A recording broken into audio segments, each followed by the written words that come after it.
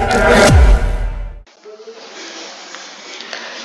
Welcome to our YouTube channel guys. So guys आज हम करने जा रहे हैं, जो भी दिल्ली यूनिवर्सिटी के स्टूडेंट हैं उनके पास जो वैल्यू एडिशनल कोर्स है, तो आज हम उसका यूनिट नंबर 2 करने जा रहे हैं, सोशल इमोशनल लर्निंग का यूनिट नंबर 2। सो चलिए स्टार्ट करते हैं आज की हमारी वीडियो। तो जो सोशल इमोशन लर्निंग है, इसका जो हिंदी में इसका नाम है सामाजिक और भावनात्मक शिक्षा।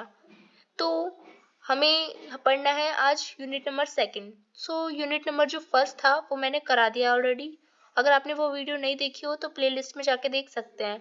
चलिए स्टार्ट करते हैं आज की हमारी वीडियो। तो वीडियो स्टार्ट करने से पहले अगर आप हमारे चैनल पर नए आए हो तो नीचे दिए गए बेल आइकन को दबा के चैनल को सब्सक्राइब कर लीजिए, जिससे सारी नोटिफिकेशन आपके पास जल्द से जल्द पहुंच जाए।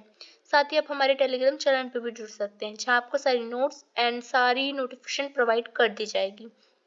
तो चलिए स्टार्ट करते हैं आज की हमारी वीडियो। सो ये वीडियो जो है वो Hindi medium and English medium दोनों स्टूडेंटों के लिए होने वाली है, क्योंकि जो इसमें नोट्स है वो Hindi medium and English medium की दोनों के हैं। जो मैं पढ़ाऊंगी साथ ही साथ इंग्लिश मीडियम एंड इंग्लिश जो हिंदी मीडियम है उन दोनों के नोट्स रहेंगे, और मैं पढ़ाऊंगी दोनों की मीडियम्सों में। तो चलिए स्टार्ट करते हैं वीडियो। सो आप अगर ये नोट्स डाउनलोड करना चाहते हैं तो नीचे दिए गए डिस्क्रिप्शन से आप डाउनलोड कर सकते हैं। तो हमारा जो यूनिट नंबर 2 है उसका नाम है सोशल रिलेशनशिप एंड माइंडफुलनेस। तो हमें इसमें पढ़ना क्या है? हमें इसमें पढ़ना है शेयरिंग वर्सेस पावर, जो पेयर्स फैमिलीज एंड सोसाइटीज में होती है, and going beyond power relationship and through open conversations and the value of silence of reflections and practice of mindfulness in English. So चलिए स्टार्ट करते हैं। हम पहले पढ़ेंगे सोशल रिलेशनशिप यानी सामाजिक संबंध क्या होते हैं।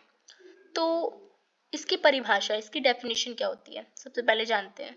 तो सामाजिक संबंध का मतलब होता है सामाजिक संबंध यानी व्यक्तियों के बीच संबंध और आपसी प्रवृत्तियों की सूचित करते हैं, जिसमें सहकर्मी, परिवार और समाज इसमें शामिल होते हैं।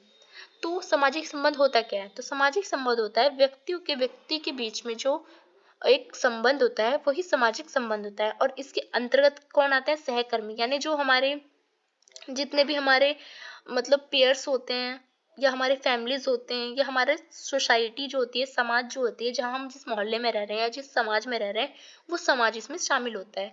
और उन सब से हमारा कनेक्ट जो होता है, हमारा संबंध जो होता है, वही सामाजिक संबंध कहलाता है। तो देखते हैं इसके की एक्सपेक्ट्स है यानी की पॉइंट्स क्या है, यानी इसके महत्वपूर्ण पहलू देखते हैं। इसके महलो जो इसके अंतर्गत आते हैं वो सहकर्मी पीयर्स आते हैं, एंड परिवार आते हैं, फैमिलीज, एंड समाज यानी सोसाइटी आते हैं। तो जो सामाजिक संबंध यानी सोशल जो रिलेशंस है, रिलेशनशिप्स, इसके अंदर 3 लोग आते हैं basically, pairs, families and society.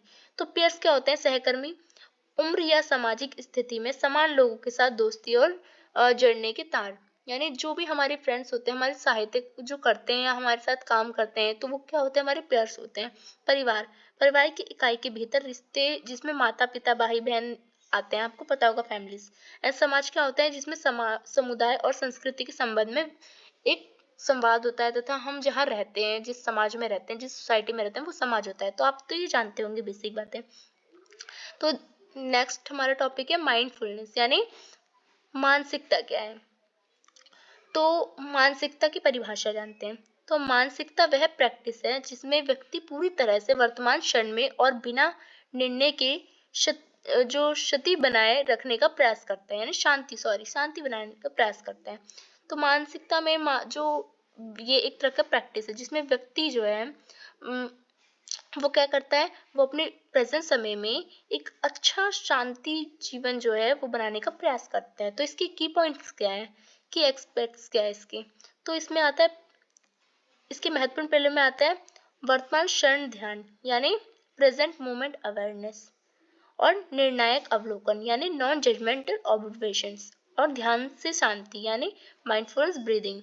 तो क्या होता है वर्तमान क्षण ध्यान? इसमें ये होता है कि बीते क्षणों पर ध्यान केंद्रित करने बिना भविष्य की चिंतित होने या पूर्व की यादों में रहने के साथ क्या कहते हैं मतलब प्रेजेंट क्षण ध्यान का मतलब होता है जो बीते बातें होते हैं उस पर ध्यान ना देना, भविष्य की चिंता ना करके, पूर्व बातों की याद ना करके हमें प्रेजेंट में जीना जो होता है, और अवेयरनेस इसको कहते हैं प्रेजेंट मोमेंट अवेयरनेस। निर्णायक अवलोकन क्या होता है? जो कि नॉन जजमेंट जो होते हैं, तो ये विचारों और भावनाओं को बिना उन्हें अच्छा या बुरा जो माने बिना स्वीकार करता है, मतलब स्वीकार करते हैं कि विचार अच्छे हैं या बुरे हैं, इसको जज नहीं करते हैं और हम इसको स्वीकार करते हैं, उसको निर्णायक अवलोकन कहते हैं, यानी बिना निर्णय लिए। और ध्यान से शांति यानी माइंडफुल जो ब्रीदिंग होते हैं, उसका मतलब होता है व्यक्ति को वर्तमान में स्थिति में अपनाने के लिए श्वास का प्रयोग। तो माइंडफुल ब्रीदिंग होती है जो हम अच्छे जीवन के लिए, मतलब हम जो सांस लेते हैं वो माइंडफुल ब्रीदिंग ही वो भी होती है। और ध्यान से जो व्यक्ति वर्तमान की स्थिति में अपने लिए जो श्वास का उपयोग करता है वो माइंडफुल ब्रीदिंग वो कहलाता है। अब देखते हैं शेयरिंग वर्सेस पावर क्या होता है। शेयरिंग एवं पावर डायनेमिक्स क्या होता है? तो पहले जानते हैं शेयरिंग, तो यानी साझा करना तथा बनाम शक्ति का संबंध क्या होता है। तो हम पहले जानेंगे शेयरिंग। तो शेयरिंग की परिभाषा देखते हैं। रुचिकर रूप से जानकारी, विचार या भावना का समग्र रूप में आपस में या एक दूसरे के साथ आदान प्रदान ही क्या कहलाता है? शेयरिंग कहलाता है। तो आप शेयरिंग जानते हो, एक दूसरे को जो हम देते हैं या लेते हैं, आदान प्रदान होता है। इसके पहलू क्या है? सामुदायिक भावना और समर्थन के साथ मिलता है। मतलब हम समाज में जो एक दूसरे के साथ हम रिलेशन बनाते हैं, हम एक दूसरे के साथ सामुदायिक भावना का आदान प्रदान करते हैं, हम बेसिकली हम वो वाले शेयरिंग की बात कर रहे हैं इसमें, ठीक है। तो पावर डायनेमिक्स क्या होता है? तो इसकी डेफिनेशन देखते हैं, यानी शक्ति संबंध। तो इसकी परिभाषा जानते हैं पहले। जो सामाजिक संबंधों में व्यक्तियों का समूह द्वारा किए जाने वाले प्रभावों तथा नियंत्रण क्या होता है? समाज द्वारा जो व्यक्ति पे, आपने देखा होगा हम कहते हैं ये नहीं करेंगे समाज में, समाज ये कहेगा, ये नहीं करेंगे समाज वो कहेगा। तो जो ये व्यक्ति ये कहेगा, तो समाज के संबंध में जो व्यक्ति के समूह द्वारा जो हम पे प्रभाव पड़ता है और नियंत्रण होता है कि हम ये नहीं करेंगे, समाज वरना ये कहेगा। आपने सुना कि मम्मी कहती है आपकी ये मत करो नहीं तो समाज ये कहेगा। तो यही क्या कहता है? समाज की पावर एवं संबंध कहलाता है। तथा पहलू जानते हैं कि शक्ति की असंतुलनता और संवाद और रिश्तों पर असर डाल सकती है। तो इसके पहलू क्या है? इस क्या होती है? ये रिश्ते तथा समाज है, इनकी शक्ति पे क्या असंतुलनता पे असर डालती है। अब देखते हैं कि नेक्स्ट की going beyond power relationship through open conservation, यानी ओपन कंजर्वेशन पहले जानते हैं। इसकी डेफिनेशन यानी शक्ति संबंधों को पार करना और खुले संवाद के माध्यम से। खुला संवाद क्या होता है? तो इसकी परिभाषा जानते हैं। तो ईमानदार, पारदर्शी और समृद्ध सम्मान जिसमें सभी प्रतिभागी महसूस करें कि उनकी बात सुनी और मूल्यांकन की गई है। यानी इसमें क्या होता है? खुला संवाद में सभी को लोगों को अपनी बात रखने का मौका मिलता है और सभी लोग ये महसूस करते हैं कि उनकी बात सुनी जा रही है और उसको समझी जा रही है, उनका मूल्यांकन किया जा रहा है। इसका ये पहलू है कि समझ, विश्वास और सहयोग को बढ़ावा देने के लिए शक्ति असंतुलन को कम करता है। तो शक्ति की जो असंतुलन, मतलब शक्ति जो होती है समाज की शक्ति, उसको असंतुलन करता है, मतलब उसको प्रभाव में ना लाता है, मतलब उसका इतना असर नहीं होता है जब लोग आपस में इंटरेक्ट होते हैं, बातें करते हैं और एक दूसरे को समझते हैं और खुला संवाद होता है।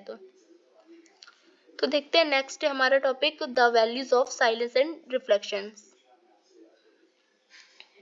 तो सबसे पहले हम जानेंगे साइलेंस। तो इसकी डेफिनेशन क्या होती है? यानी शांति और विचार की मूल्य। तो साइलेंस, इसकी परिभाषा जानते हैं। तो इसकी परिभाषा है कि आवश्यकता के बिना शोर या वाणी की अभाव।